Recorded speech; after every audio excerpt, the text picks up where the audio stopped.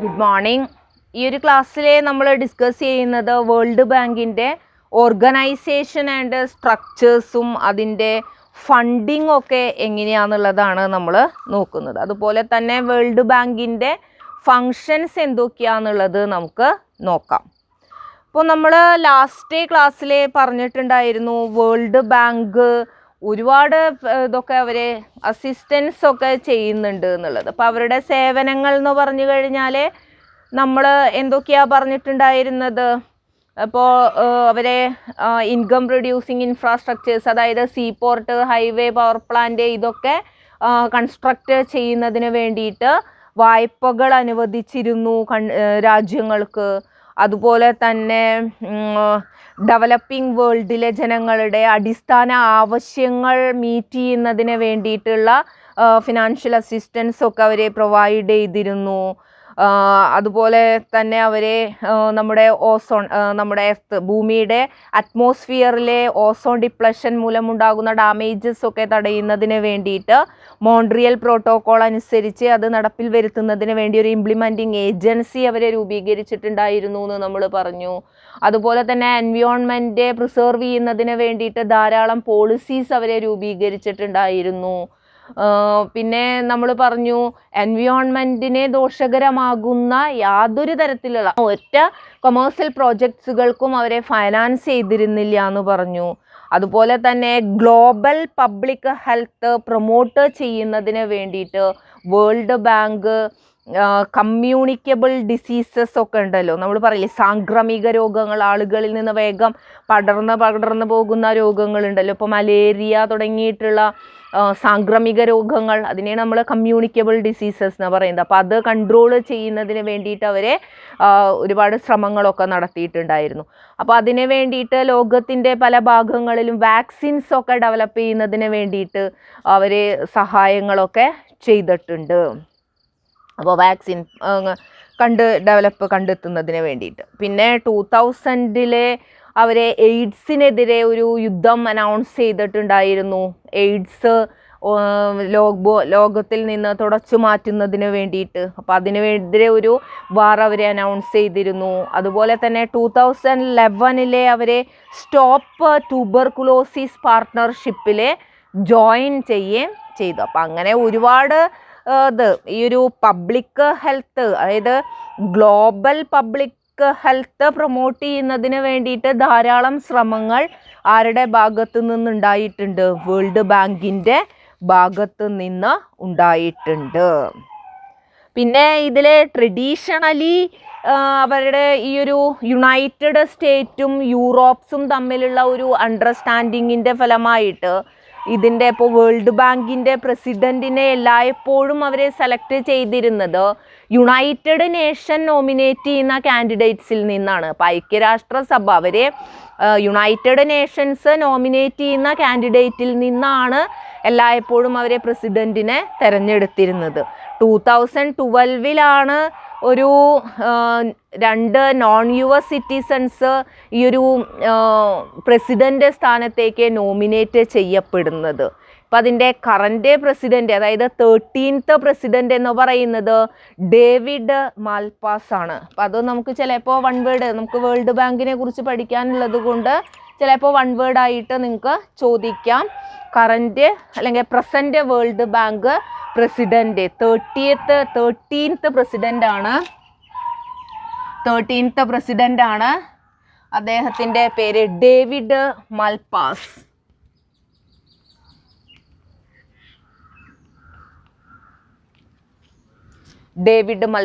ഇദ്ദേഹമാണ് അതിൻ്റെ പ്രസിഡൻ്റ് ഇപ്പോൾ.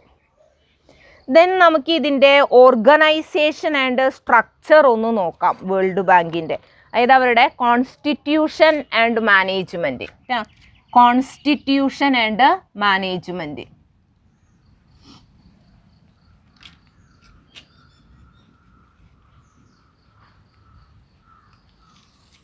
അപ്പോൾ organisation of the bank, world bank consist of board of governors.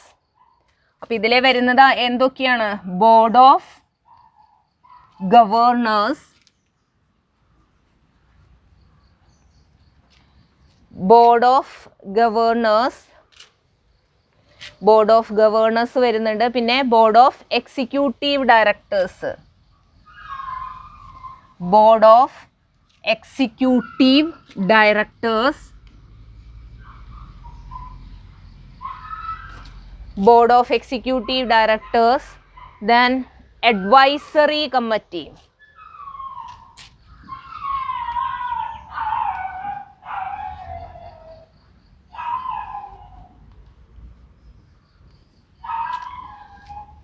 then loan committee,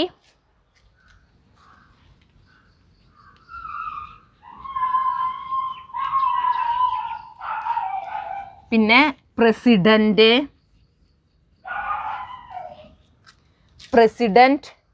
then other staff members. ഇത്രയും അടങ്ങുന്നതാണ് ഇവരുടെ ഓർഗനൈസേഷൻ.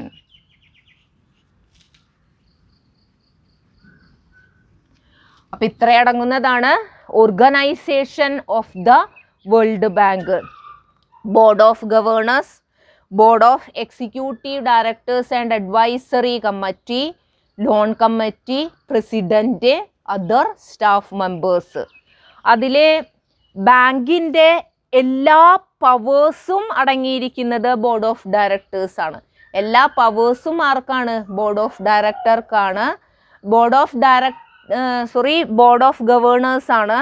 ബോർഡ് ഓഫ് ഗവേണൻസ് ആണ് ഇതിൻ്റെ സുപ്രീം പോളിസി മേക്കിംഗ് ബോഡി എന്ന് പറയുന്നത്. അപ്പോൾ ഇവരുടെ പോളിസി നയങ്ങളൊക്കെ രൂപീകരിക്കുന്നത് ബോർഡ് ഓഫ് ഗവേണേഴ്സ് ആണ്. അപ്പോൾ ഓർഗനൈസേഷൻ സ്ട്രക്ചർ വരുന്നത് ഇങ്ങനെയാണ്. അപ്പോൾ ബോർഡ് ഓഫ് ഗവേണേഴ്സും board of executive directors and advisory committee, loan committee, president, മറ്റേ സ്റ്റാഫ് മെമ്പേഴ്സ് അടങ്ങുന്നതാണ്. അതിലെ all the powers of the bank are vested in the board of governors. Then board of governors is the supreme policy making body of the bank. ഇനി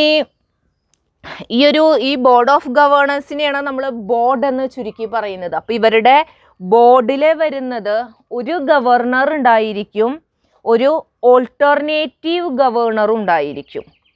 അപ്പോൾ ഒരു ഗവർണറും ഒരു alternative ഗവർണറുമാണ് ഒരു ഗവർണറും ഒരു ഓൾട്ടർനേറ്റീവ് ഗവേണേഴ്സും ആണ് ഉണ്ടായിരിക്കുക. ഇവരുടെ ബോർഡ് ഓഫ് ഗവേണേഴ്സിലെ പറയുന്നത് ഓരോ മെമ്പർ കൺട്രീസും ഒരു ഗവർണറേനെയും ഒരു ഓൾട്ടർനേറ്റീവ് ഗവർണറേനെയും അവർക്ക് അപ്പോയിൻ്റ് ചെയ്യാം. 5 വർഷത്തേക്കാണ് അവരെ അപ്പോയിൻ്റ് ചെയ്യുന്നത്. അപ്പോൾ അവരടങ്ങുന്നതാണ് അവരുടെ ബോർഡ് ഓഫ് ഡയറക്ടേഴ്സ് എന്ന് പറയുന്നത്. അതിലെ ഓരോ ഗവർണർക്കും വോട്ടിംഗ് പവർ ഉണ്ടായിരിക്കും. അത് അവരെ റെപ്രസെൻ്റ് ചെയ്യുന്ന ആ ഒരു രാജ്യമുണ്ടല്ലോ, അതിൻ്റെ ആ രാജ്യത്തിൻ്റെ ഫിനാൻഷ്യൽ കോൺട്രിബ്യൂഷൻ എത്രയാണോ അതിനെ ബന്ധപ്പെട്ടുകൊണ്ടാണ്, അല്ലെങ്കിൽ അതിനനുസരിച്ച് കൊണ്ടാണ് അവരുടെ വോട്ടിംഗ് പവർ വരുന്നത്. അപ്പോൾ ബോർഡ് ഓഫ് ഗവേണൻസിലെ നമുക്കതാണ് പറയുന്നത്. അപ്പോൾ ബോർഡ് ഓഫ് ഗവേണൻസ് എന്ന് പറഞ്ഞു കഴിഞ്ഞാൽ ഓരോ മെമ്പർ കൺട്രീസിൽ നിന്നും ഉള്ള അവരുടെ ഒരു ഗവർണറും അവരുടെ റെപ്രസെൻറ്റേറ്റീവ് ആയിട്ടുള്ള, അല്ലെങ്കിൽ ഓരോ മെമ്പർ കൺട്രീസും അപ്പോയിൻ്റ് ചെയ്തിട്ടുള്ള ഒരു ഗവർണറും ഒരു ഓൾട്ടർനേറ്റീവ് ഗവർണറും അടങ്ങുന്നതാണ്. ഇപ്പം ഇതിൽ ഏകദേശം IBRDയിലെ 189 മെമ്പർ കൺട്രീസ് ആണ് വരുന്നത്.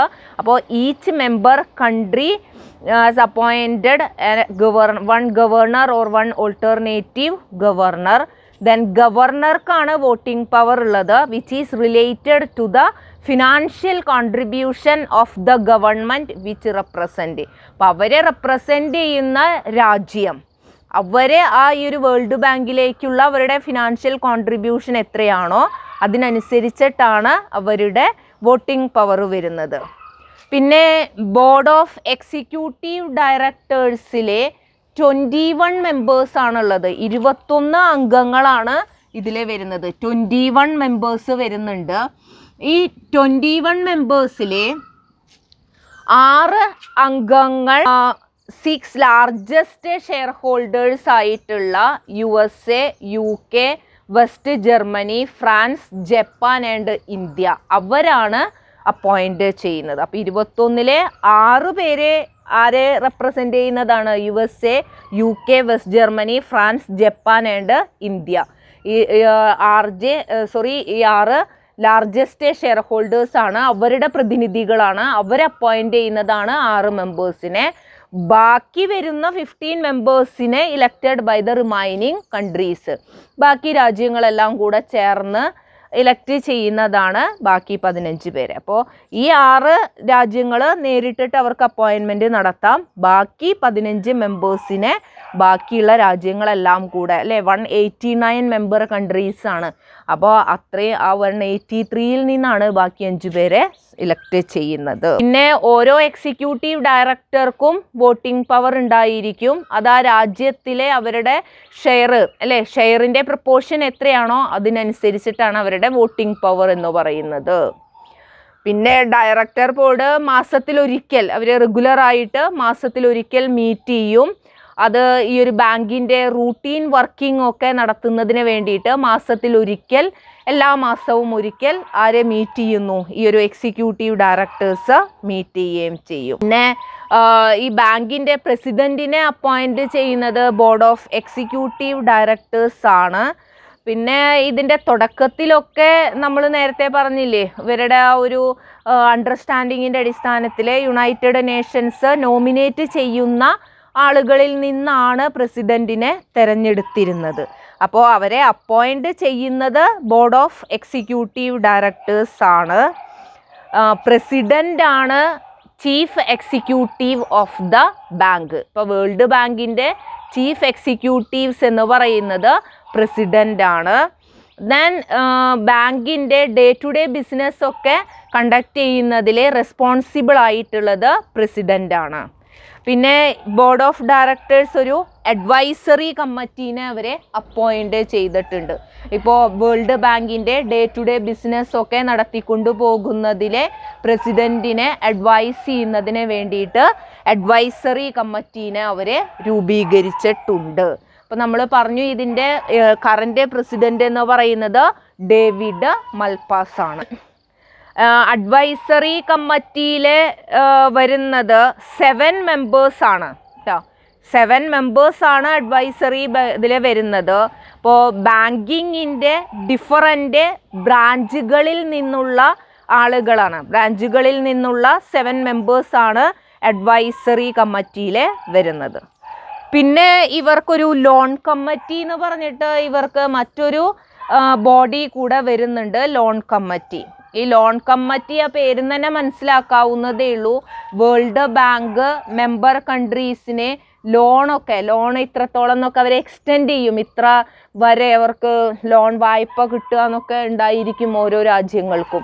അപ്പോൾ അത് എക്സ്റ്റെൻഡ് ചെയ്യുന്നതിന് മുൻപ് ഈ കമ്മിറ്റിയുമായിട്ടൊക്കെ കൺസൾട്ട് ചെയ്തിട്ടാണ് അവരെ അത് തീരുമാനിക്കുക. ഓരോ മെമ്പർ കൺട്രീസിനും എത്രത്തോളം ലോണ് കൊടുക്കാം അല്ലെങ്കിൽ അങ്ങനെയുള്ള അതൊക്കെ ചെയ്യുന്നത്. അപ്പോൾ ലോൺ കമ്മിറ്റി ലോണുമായിട്ടുള്ള അല്ലെങ്കിൽ ലോണിൻ്റെ എമൗണ്ട് അത് എക്സ്റ്റെൻഡ് ചെയ്യുന്നതുമായി ബന്ധപ്പെട്ടിട്ടും ലോൺ അനുവദിക്കുന്നതുമായി ബന്ധപ്പെട്ടിട്ടൊക്കെ ഇവർക്ക് അഡ്വൈസ് ചെയ്യുന്നതിനുള്ളതാണ് ലോൺ കമ്മിറ്റി പറയുന്നത് കേട്ടോ. അപ്പം ഇങ്ങനെയാണ് ഇവരുടെ ഒരു ഓർഗനൈസേഷൻ ആൻഡ് സ്ട്രക്ചേഴ്സ് അല്ലെങ്കിൽ കോൺസ്റ്റിറ്റ്യൂഷൻ ആൻഡ് മാനേജ്മെൻറ്റ് വരുന്നത്. ഇനി മെമ്പേഴ്സിൻ്റെ എണ്ണം എടുക്കുകയാണെങ്കിൽ IBRDയിലെ 189 മെമ്പർ കൺട്രീസാണ് വരുന്നത്. ഇൻ്റർനാഷണൽ ഡെവലപ്മെൻറ്റ് അസോസിയേഷൻ ആണെങ്കിൽ 173 മെമ്പേഴ്സുമാണ് വരുന്നത്, 173 മെമ്പേഴ്സ്. അപ്പോൾ IBRDയിലെ 189ഉം IDAയിലെ 173 മെമ്പേഴ്സുമാണ് ഉള്ളത്. പിന്നെ IBRDയിലെ ഓരോ മെമ്പേഴ്സും IMFിലെയും അംഗങ്ങളായിരിക്കും. അപ്പോൾ IBRDയിലെ മെമ്പേഴ്സ് എല്ലാം തന്നെ ഇൻ്റർനാഷണൽ മോണിറ്ററി ഫണ്ടിലെ IMF അതിലെ അംഗങ്ങൾ കൂടെ ആയിരിക്കും. അപ്പോൾ അവരുടെ സ്ട്രക്ചറിനെ കുറിച്ച് നമ്മൾ അത്രയാണ് പറയുന്നത്. ദെൻ നെക്സ്റ്റ് വരുന്നത് ഫണ്ടിങ് ഓഫ് വേൾഡ് ബാങ്ക് ആണ്. വേൾഡ് ബാങ്കിൻ്റെ ഫണ്ട് നമുക്ക് നോക്കാം. ഈ മെമ്പേഴ്സിൻ്റെ കേസിൽ പറയുകയാണെങ്കിൽ ഇപ്പോൾ വോട്ടിംഗ് പവേഴ്സ് ഉണ്ട് എന്ന് പറഞ്ഞു മെമ്പർ കൺട്രീസിന്. അപ്പോൾ ആ വോട്ടിംഗ് പവേഴ്സ് നമ്മൾ പറഞ്ഞു ഓരോ മെമ്പർ കൺട്രീസും അവരുടെ ഫിനാൻഷ്യൽ കോൺട്രിബ്യൂഷൻ എത്രയാണോ അതിനനുസരിച്ചിട്ടൊക്കെയാണ്, അവരുടെ കോൺട്രിബ്യൂഷൻ അനുസരിച്ചിട്ടാണ് വോട്ടിംഗ് ഇത് വരുന്നത്. പക്ഷേ ഡെവലപ്പിംഗ് കൺട്രീസിൻ്റെ വോയിസ് ഇൻക്രീസ് ചെയ്യുന്നതിന് വേണ്ടിയിട്ട് അവരെ എന്ത് ചെയ്തിട്ടുണ്ട്, ഇതിൻ്റെ വോട്ടിംഗ് പവർ അവരെ റിവൈസ് ചെയ്തിട്ടുണ്ട്. US-ൻ്റെ 15.85%, ജപ്പാൻ 6.84%, ചൈന 4.42 എന്നൊക്കെ പറഞ്ഞിട്ട് ഇന്ത്യയൊക്കെ 2.91 ആണ് വോട്ടിംഗ് റൈറ്റ് വരുന്നത്.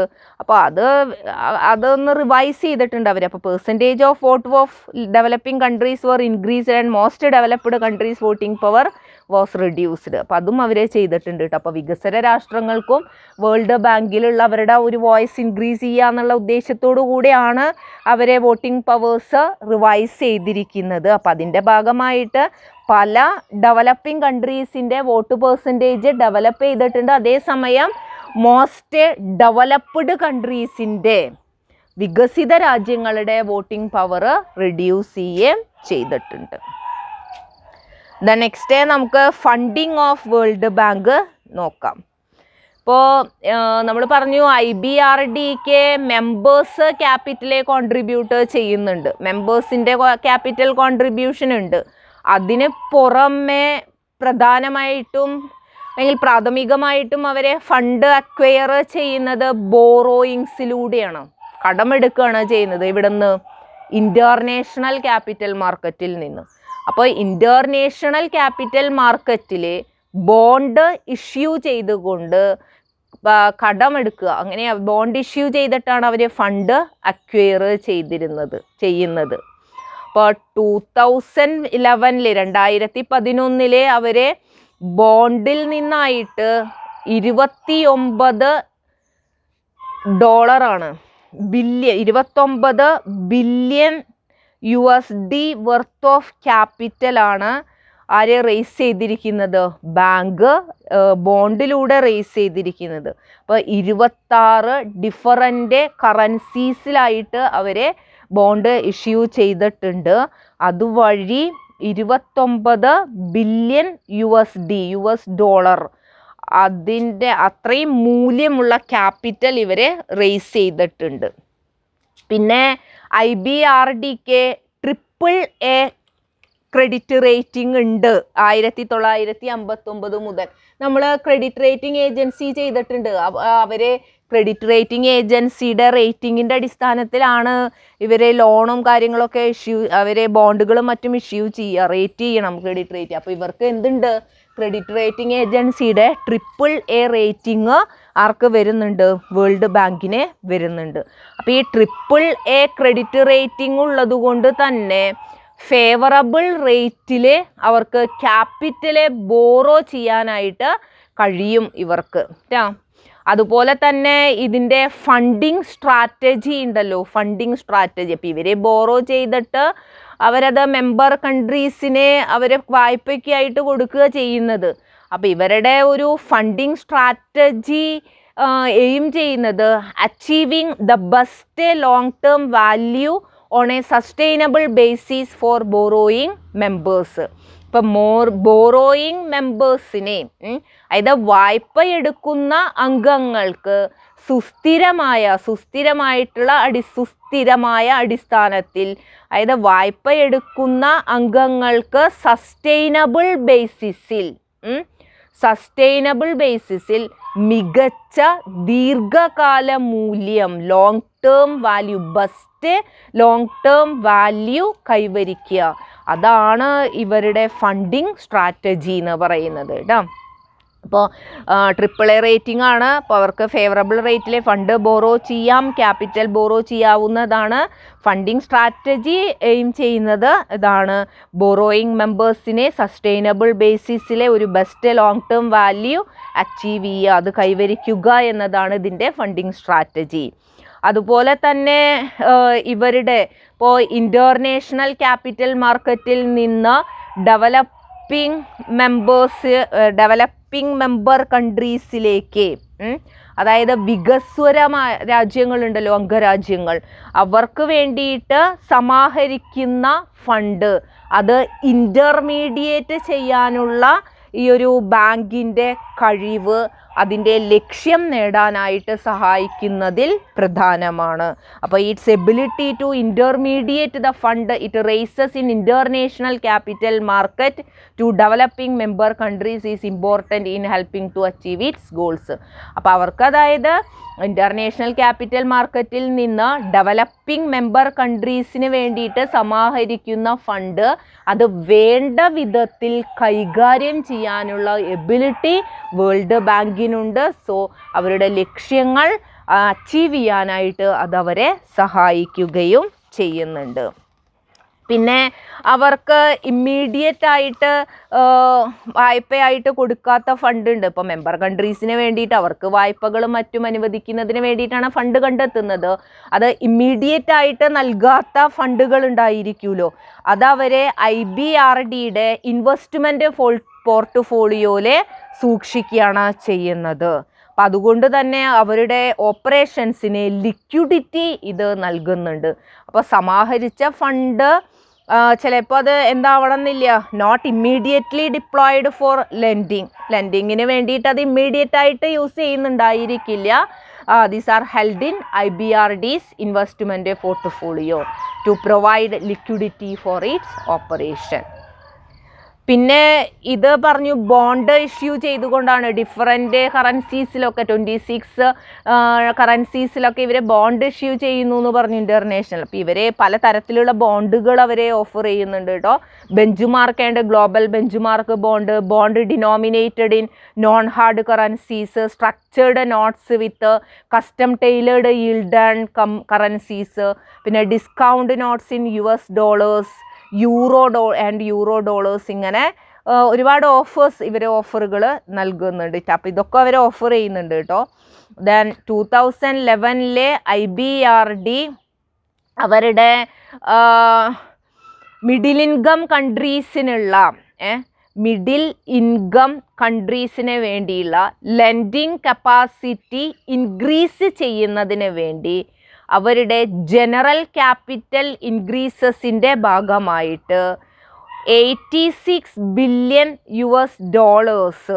അഡീഷണലായിട്ട് IBRD അവർ കണ്ടെത്തിയിട്ടുണ്ടായിരുന്നു 2011.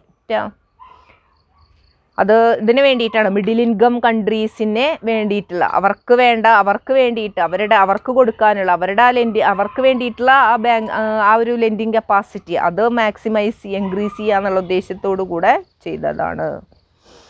പിന്നെ IBRDയുടെ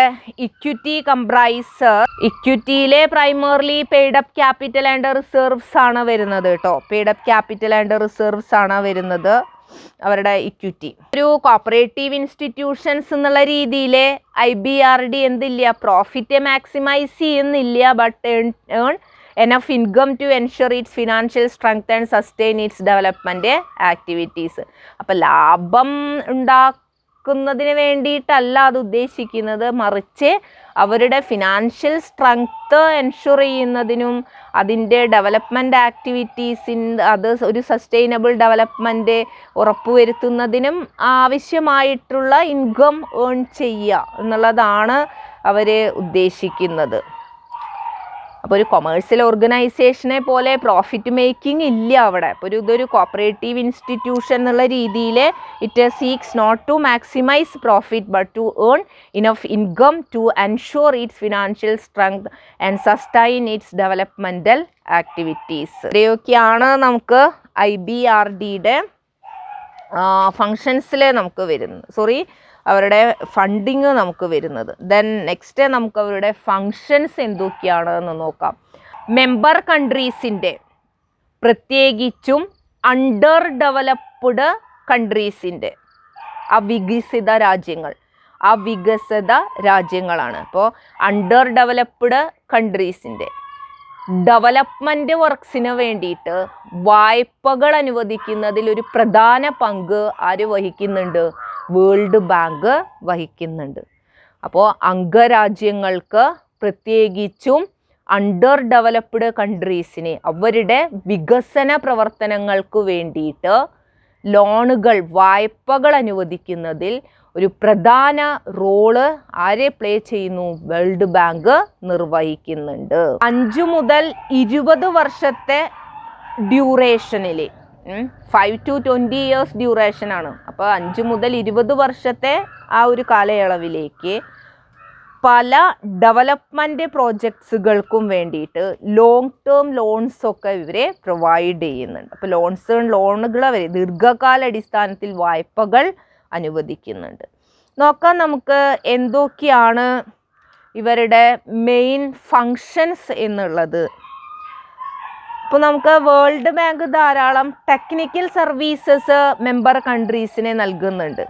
അപ്പോൾ ഈ ഒരു ടെക്നിക്കൽ സർവീസസ് മെമ്പർ കൺട്രീസിനെ നൽകുന്നതിന് വേണ്ടിയിട്ട് അവരെ എക്കണോമിക് ഡെവലപ്മെൻറ്റ് ഇൻസ്റ്റിറ്റ്യൂട്ട് അവരെ എസ്റ്റാബ്ലിഷ് ചെയ്തിട്ടുണ്ട്. അതുപോലെ തന്നെ സ്റ്റാഫ് കോളേജ് ഇൻ വാഷിങ്ടൺ. ഇപ്പോൾ വാഷിങ്ടണിലെ ഒരു എക്കണോമിക് ഡെവലപ്മെൻറ്റ്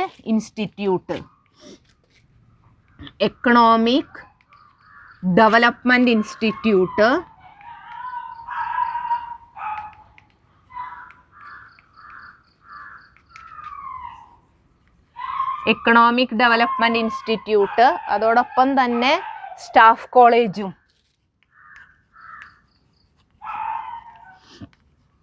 അവരെ വാഷിങ്ടണിൽ എസ്റ്റാബ്ലിഷ് ചെയ്തു. ടെക്നിക്കൽ സർവീസസ് മെമ്പർ കൺട്രീസിനെ കൊടുക്കാനായിട്ട്. ദെൻ പിന്നെ സെക്കൻഡ് ഫങ്ഷൻ എന്ന് പറയുന്നത് bank can grant loan to a member country up to 20% of it shares in the paid up capital. ഇപ്പോൾ ബാങ്കിൻ്റെ മൊത്തം പെയ്ഡ് അപ്പ് ക്യാപിറ്റലിൽ ഓരോ മെമ്പർ കൺട്രീസിൻ്റെയും ഷെയർസ് ഉണ്ടായിരിക്കും, അവരുടെ കോൺട്രിബ്യൂഷൻ ഉണ്ടായിരിക്കും. അപ്പോൾ അവരുടെ ഷെയറിൻ്റെ 20% വരെ ഇവരെ ലോണ് നൽകുന്നുണ്ട്.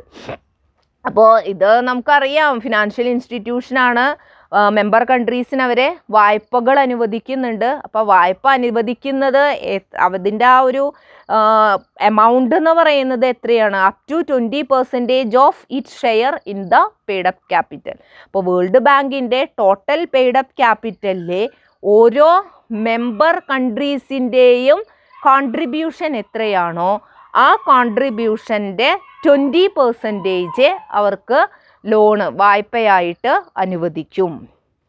പിന്നെ quantities of loan, interest rate, then അതിൻ്റെ ടേംസ് ആൻഡ് കണ്ടീഷൻസ്, അതായത് അതെപ്പോൾ റീപേയ്മെൻറ്റ് ചെയ്യണം, ടേം ഓഫ് റീപേയ്മെൻ്റ് ഒക്കെ ഉണ്ടല്ലോ. അപ്പോൾ അങ്ങനെയുള്ള എല്ലാ കാര്യങ്ങളും ഡിറ്റർമിൻ ചെയ്യുന്നത് ബാങ്ക് തന്നെ ആയിരിക്കും. അപ്പോൾ വേൾഡ് ബാങ്ക് തന്നെയാണ് ക്വാണ്ടിറ്റീസ് ഓഫ് ലോണും ഇൻട്രസ്റ്റ് റേറ്റും ടേംസ് ആൻഡ് കണ്ടീഷൻസ് ഒക്കെ നിശ്ചയിക്കുന്നത്.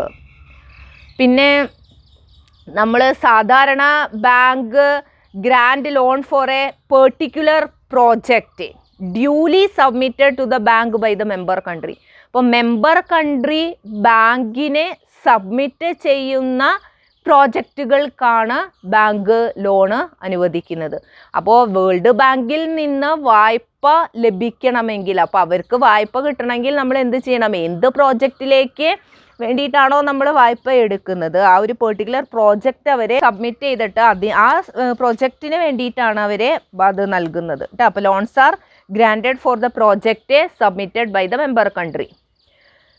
പിന്നെ ലോണിൻ്റെ റീപേയ്മെൻറ്റ് പറയുന്നത് ഡെറ്റർനേഷനെ ഒന്നുകിൽ എന്തായിട്ട് കൊടുക്കാം, അവരുടെ കൺട്രി കറൻസി ഏതാണോ ആ കറൻസിയിൽ അവർക്ക് ലോൺ അടയ്ക്കാവുന്നതാണ്, അല്ലെങ്കിൽ റിസർവ് കറൻസീസിൽ ലോൺ അടയ്ക്കാവുന്നതാണ്. അപ്പോൾ debtor nation has to repay either reserve currency or currency of the country, അതായത് in the currency in which the loan was sanctioned. ഇപ്പോൾ ലോണ് സാങ്ഷൻ ചെയ്തത് ഏത് കറൻസിയിലാണോ ആ സെയിം കറൻസിയിൽ തന്നെ അവർക്ക് ലോണ് തിരിച്ചടയ്ക്കാം. സാധാരണ അതാത് രാജ്യത്തെ കറൻസിയിലായിരിക്കും അവർക്ക് ലോണ് കൊടുക്കുന്നുണ്ടായിരിക്കുക.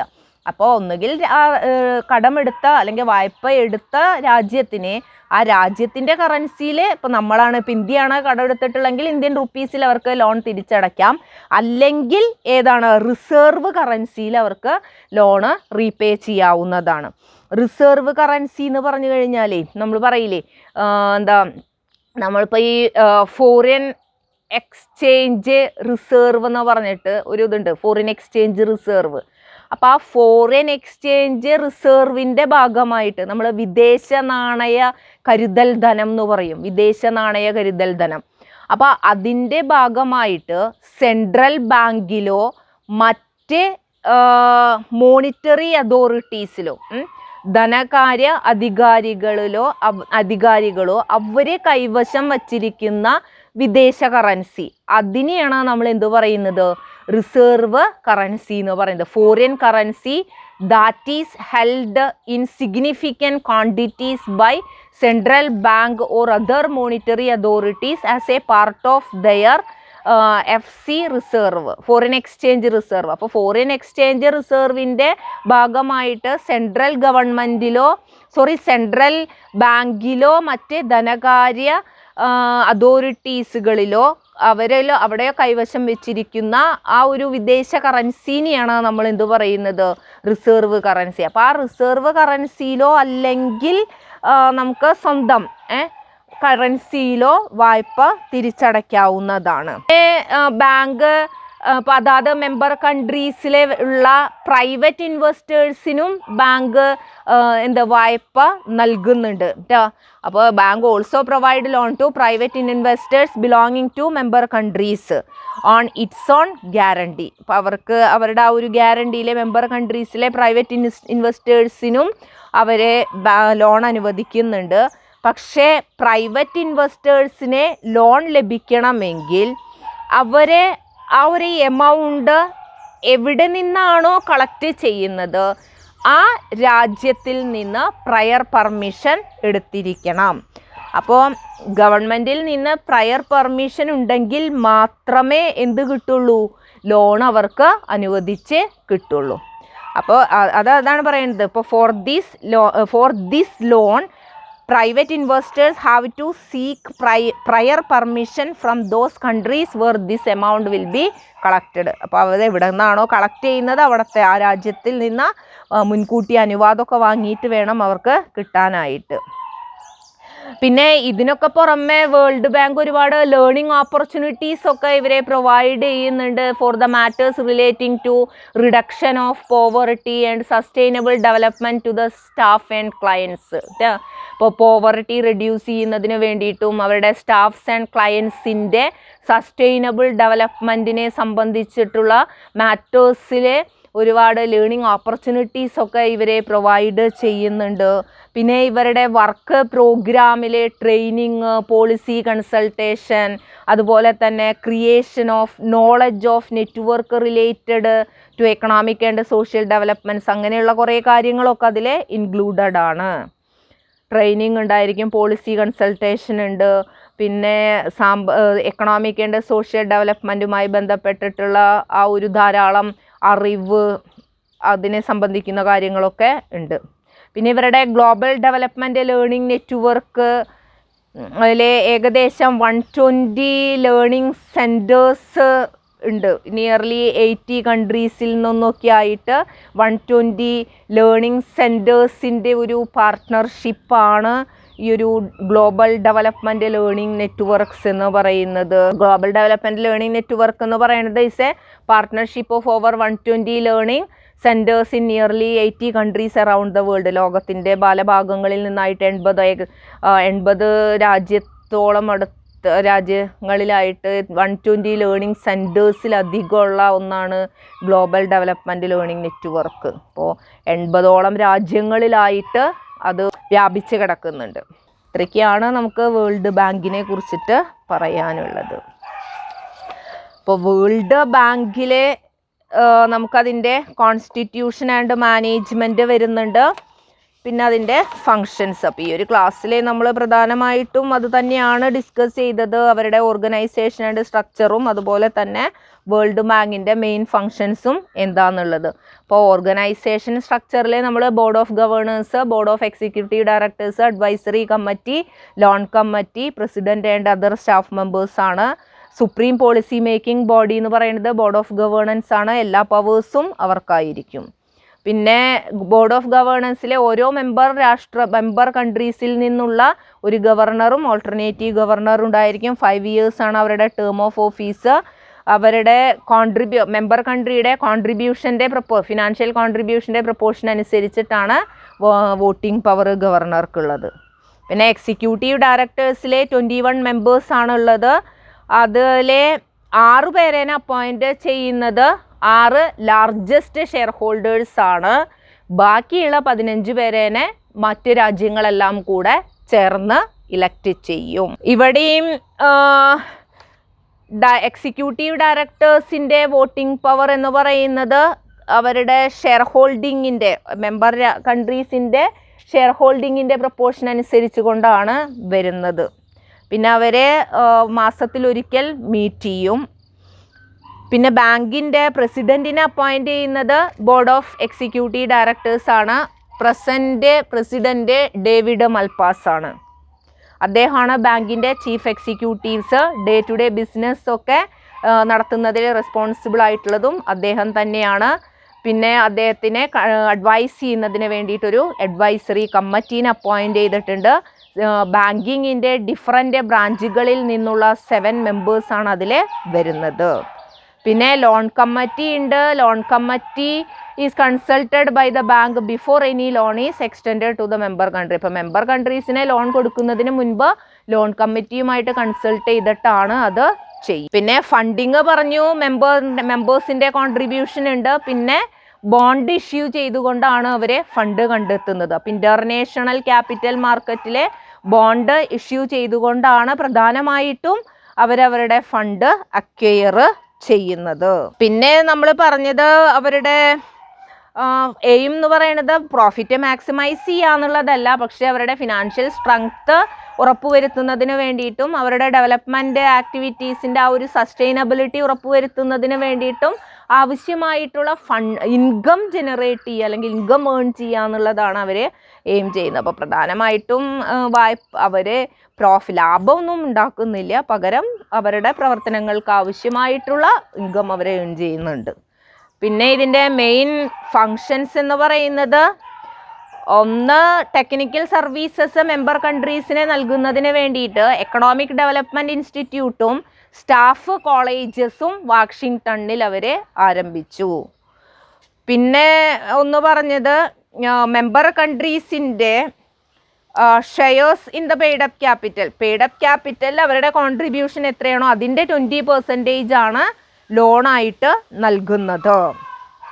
ലോൺ അനുവദിക്കുക അതാണ്. അപ്പോൾ ക്വാണ്ടിറ്റി ഓഫ് ലോൺ എന്ന് പറയുന്നത് 20% of its share in the paid up capital ആണ്. പിന്നെ quantities of loan, interest rate, terms and condition, terms of repayment ഇതൊക്കെ ഡിറ്റർമിൻ ചെയ്യുന്നത് ബാങ്ക് തന്നെയായിരിക്കും. പിന്നെ സാധാരണ പ്രത്യേക പ്രോജക്റ്റുകൾക്കാണ് ഇവരെ ഫണ്ട് അനുവദിക്കുന്നത്. അത് മെമ്പർ കൺട്രീസ് ബാങ്കിനെ പ്രോജക്റ്റ് സബ്മിറ്റ് ചെയ്യണം. ആ സബ്മിറ്റഡ് പ്രോജക്റ്റുകൾക്കാണ് അവരെ ഫണ്ട് നൽകുന്നത്. പിന്നെ നമുക്ക് റീപേയ്മെൻറ്റ് ഓഫ് ലോണ് ഒന്നുകിൽ നമുക്ക് ഓൺ കറൻസിയിൽ സ്വന്തം കറൻസിയിൽ അടയ്ക്കാം, അല്ലെങ്കിൽ റിസർവ് കറൻസിയിൽ അടയ്ക്കാവുന്നതാണ്. പിന്നെ പ്രൈവറ്റ് ഇൻവെസ്റ്റേഴ്സിനും അവരെ ലോണ് പ്രൊവൈഡ് ചെയ്യുന്നുണ്ട് മെമ്പർ കൺട്രീസിലുള്ള. ദെൻ പ്രൈവറ്റ് ഇൻവെസ്റ്റേഴ്സിനെ ലോണ് ലഭിക്കുമ്പോഴെങ്കിൽ അവരെ seek to prior permission from those countries where this amount will be collected. അപ്പോൾ ആ രാജ്യത്തിൽ നിന്ന് അവരെ പ്രയർ പെർമിഷൻ വാങ്ങിയിരിക്കണം. അപ്പോൾ വേൾഡ് ബാങ്കിനെ കുറിച്ച് നമുക്ക് ഇത്രയാണ് പഠിക്കാനുള്ളത്. അടുത്ത ക്ലാസ്സിലെ നമുക്ക് വേൾഡ് അസംബ്ലി ഓഫ് യൂത്ത് എന്താന്നുള്ളത് നോക്കാം. നമുക്ക് role of international organisation in the development of cooperative മൂവ്മെൻറ്റാണ് നമ്മൾ പഠിക്കുന്നത് അല്ലേ. കോപ്പറേറ്റീവ് സഹകരണ പ്രസ്ഥാനത്തിൻ്റെ വികസനത്തിന്, അതിൻ്റെ വളർച്ചയ്ക്ക് ഇൻ്റർനാഷണൽ ഓർഗനൈസേഷനുകളുടെ പങ്ക്. അപ്പോൾ ഇവിടെ നമ്മൾ 2 ഓർഗനൈസേഷൻ്റെ പങ്ക് നമ്മൾ കണ്ടു, ILOയുടെയും വേൾഡ് ബാങ്കിൻ്റെയും. ദെൻ നെക്സ്റ്റ് നമുക്ക് അടുത്ത ക്ലാസ്സിലെ വേൾഡ് അസംബ്ലി ഓഫ് യൂത്തിൻ്റെ കോൺട്രിബ്യൂഷൻ നോക്കാം. അപ്പോൾ അടുത്ത ക്ലാസ്സിലെ നമുക്ക് വീണ്ടും കാണാം. Thank you.